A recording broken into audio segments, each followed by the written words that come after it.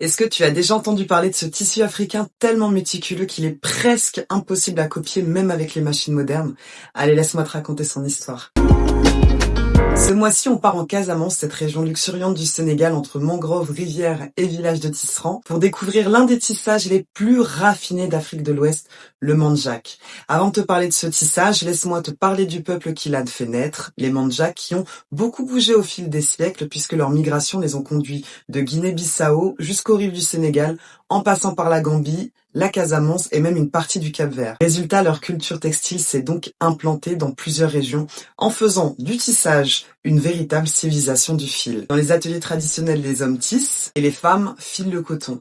Et les métiers en bois résonnent comme un chant. On dit même qu'un bon tisserand mandjak se reconnaît à son oreille. Le tissage mandjak est unique parce que rien ne peut vraiment le copier, que ce soit la tension parfaite du fil, la densité du tissage, les bandes étroites. C'est comme si tu compares les anciennes impressions d'avant avec les impressions d'aujourd'hui en termes de rendu et de qualité. Sans oublier ces couleurs qui sont un véritable langage.